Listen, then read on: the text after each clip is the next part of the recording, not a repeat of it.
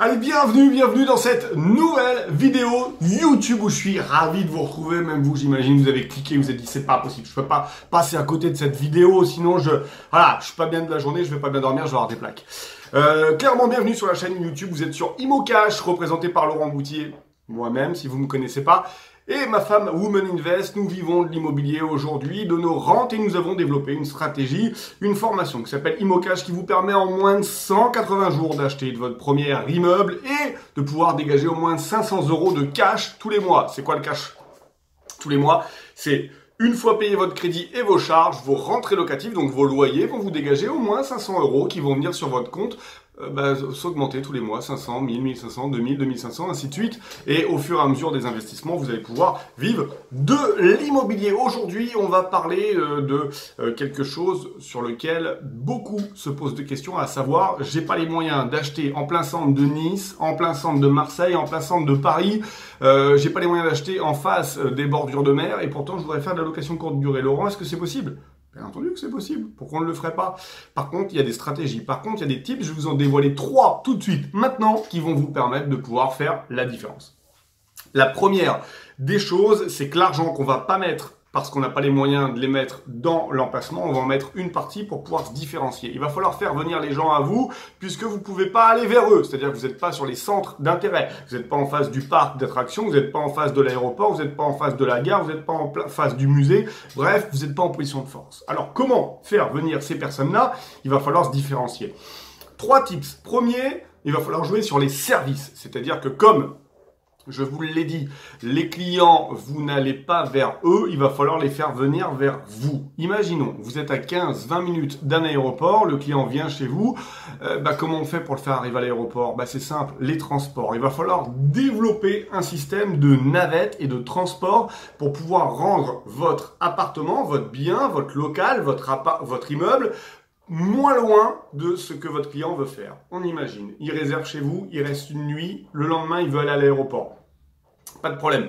Vous allez pouvoir aller démarcher une service de transport de personnes et leur expliquer que vous avez des clients, vous avez une clientèle qui va utiliser leurs services. Négocier avec eux les meilleurs prix, les meilleures conditions, les délais, le maximum de confort pour eux. Ça peut être une petite bouteille d'eau supplémentaire, une petite carte de la ville, que sais-je. Bref, négocier vraiment un service pour qu'à chaque fois que vos clients réservent votre bien, une nuit, 2 nuits, 3 nuits ou 4 nuits, dans un message automatique, vous puissiez leur proposer un système de transport. Bonjour monsieur, merci pour votre réservation. Nous avons tout prévu pour vous, entre autres votre service de transport.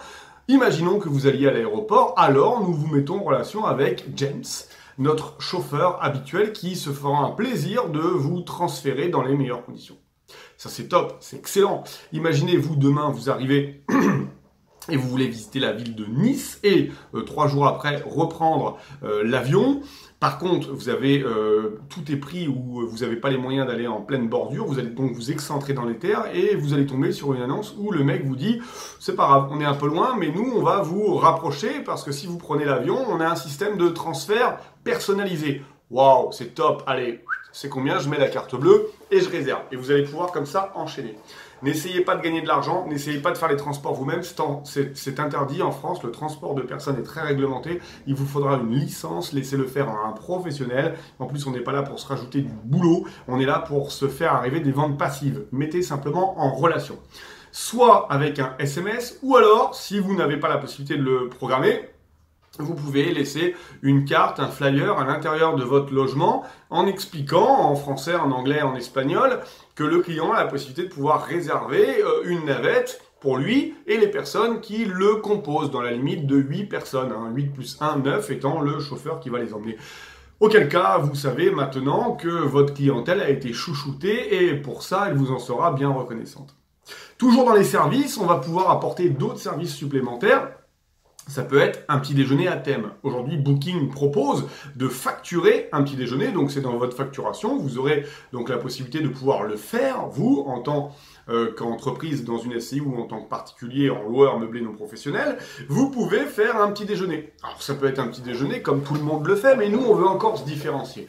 Alors on va faire un petit déjeuner à thème, c'est-à-dire qu'une fois que le client a choisi, une fois qu'il a validé sa nuit donc dans votre logement, il pourra choisir un petit déjeuner de champion, un petit déjeuner vegan, un petit déjeuner de sportif, un petit déjeuner équilibré, un petit déjeuner gourmand, que sais-je. Il pourra choisir le petit déjeuner que vous allez lui livrer.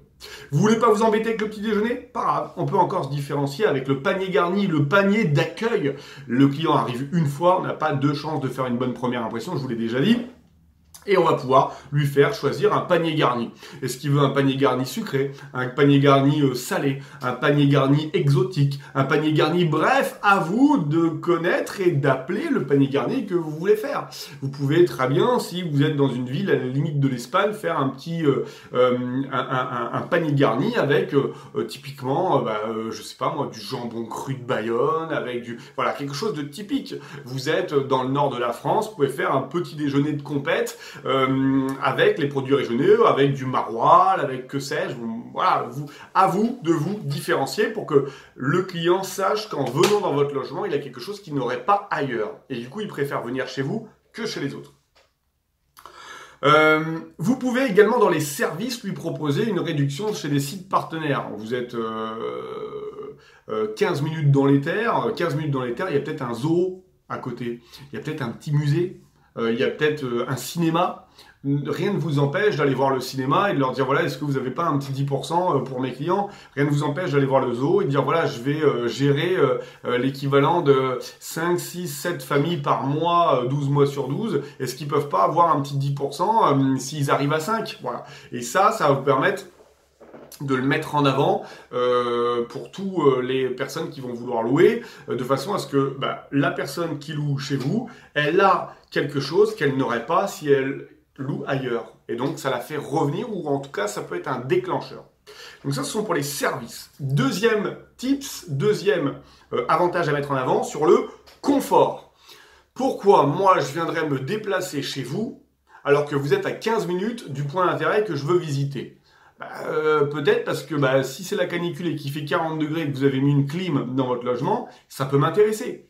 Peut-être que si c'est un système de chauffage performant et qu'il y a une cheminée et que vous m'offrez une bûche et que je m'imagine faire mon petit feu de cheminée l'hiver et bien me sortir avec ma famille, ça va me donner envie de venir. Ça va être très important de jouer sur le confort de façon à ce que le client se dise « Ok, je pars de chez moi, je fais l'effort de ne pas être au point d'intérêt, mais qu'est-ce que je vais être bien dans ce logement ?» Ça peut être un jacuzzi, ça peut être un petit sauna. Alors vous allez me dire, ouais, ça coûte cher. Ben ouais, je suis d'accord, mais l'appartement, au lieu de l'acheter 250 000 € en plein Nice, on va l'acheter 80 000. Alors on peut peut-être mettre un jacuzzi ou on peut peut-être mettre un petit sauna. Imaginez, vous mettez un petit sauna dans une pièce que vous avez réservé en tant que tel, et vous l'avez appelé la room health, la chambre de la santé, la chambre du bonheur, le truc qui, vous mettez un tonneau avec des glaçons dedans, et puis vous mettez un petit sauna à côté, et le mec qui s'est fait sa séance. En tout cas, ça, il ne le trouvera nulle part ailleurs. Et s'il le trouve pas ailleurs, vous avez créé la rareté, elle se paye, et la rareté, elle attire du monde. Et là, la boucle, elle est bouclée. Vous pouvez également mettre, alors maintenant beaucoup le font, des lits king size, mais moi je dirais qu'on peut aller plus loin encore. Vous pouvez peut-être mettre un lit à eau, un lit avec un matelas à eau. Ça coûte un petit peu plus cher, mais waouh, qu'est-ce que vous sortez du lot. Déjà, on y dort très bien dans un lit à eau, et en plus, vous sortez complètement. Mais qui propose des matelas à eau? Même dans les hôtels 5 étoiles, aujourd'hui, c'est compliqué à trouver. Ça va être du lit king size ou du super king size, mais du lit à eau, on le trouve pas forcément. Or, vous mettez en avant lit à eau dans la chambre parentale, équipé de son sauna et de son jacuzzi. Et là, vous sortez complètement. Vous l'avez fait une fois, c'est un investissement. Après, vous prenez tout le temps. Donc, ça, c'est sur le confort.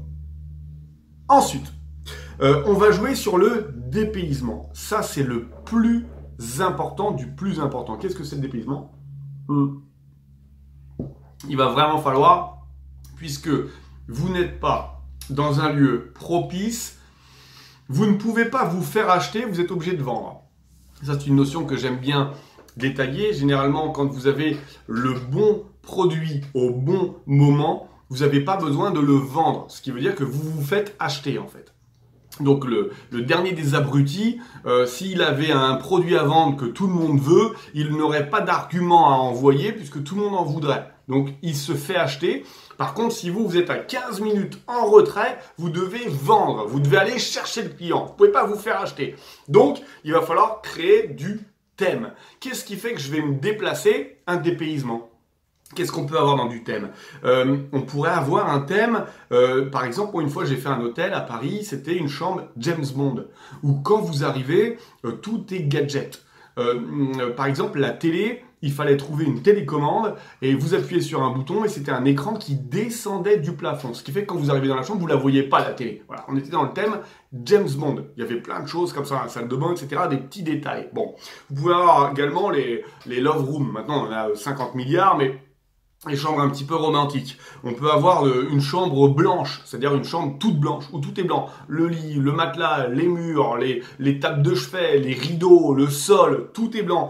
On peut avoir les chambres lévitation également, où tout est en hauteur. Ça existe, mais je vous donne des pistes. On peut avoir des chambres design. On pourrait avoir une chambre 1950, où vous mettez que des éléments de 1950, et les gens se retrouvent dans un thème qui est abordé et qui ne trouve que chez vous. S'ils vont n'importe où ailleurs, ils n'auront pas ce thème. Ça peut être un thème hippie. Imaginez, voilà, vous mettez des pochettes de tours 45 tours, 33 tours, avec des mecs qui ont les cheveux comme ça, un truc avec les pattes d'EF, de la paille, des machins, enfin bref, un vrai dépaysement où la personne qui va louer va forcément louer chez vous parce qu'elle ne trouvera ça nulle part ailleurs. Désolé, hein, mais un thème hippie, ça coûte rien, franchement. C'est uniquement un peu de jugeote, mais ça ne coûte rien. Ça peut être une chambre rock'n'roll. Si vous dites, ouais, je veux pas un thème hippie, je veux pas de paille et de machin dans ma chambre, un thème rock'n'roll, imaginez. Mettez un truc qui lie les disques, des posters d'Elvis Presley, mais dans des très beaux cadres, design, hyper épuré, machin, mais un truc rock'n'roll, quoi, qui sent vraiment le blues et le rock, quoi. Et ben ça, cet esprit du dépaysement, c'est quelque chose qui va vous faire venir énormément de monde. Moi, vous voyez, ça m'arrive, et ça m'arrivait, et ça m'arrive toujours régulièrement, de louer dans des pleines campagnes, mais parce que je sais qu'il y a un spa, ou parce que je sais qu'il y a un jacuzzi, ou il y a une table de massage, et c'est quelque chose que je vais vouloir couper de mon quotidien, et je veux me retrouver avec quelque chose que je n'ai pas chez moi, quelque chose qui sort de l'ordinaire.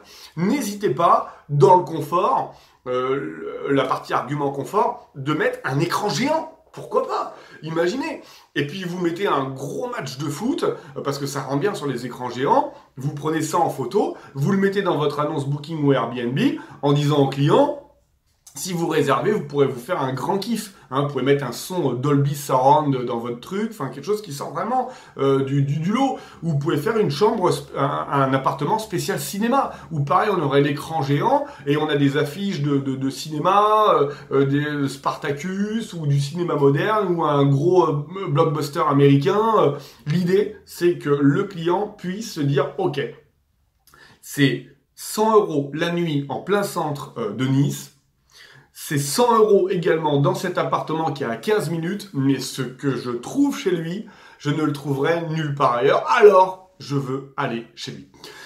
Moi j'avais aussi, c'était dans Lille, je sais plus comment ça s'appelle, je crois que ça s'appelle l'Atelier, mais je suis pas sûr. C'est un couple qui a racheté ça, et ils ont fait simplement 3 appartements. Mais 3 appartements hyper design avec chacun leur jacuzzi, mini piscine, machin, bref, c'est un truc, c'est magnifique. Et ben si vous voulez y aller, je crois qu'en ce moment où je vous fais la vidéo, on est en juillet 2019, je crois que c'est plein jusqu'en février 2020.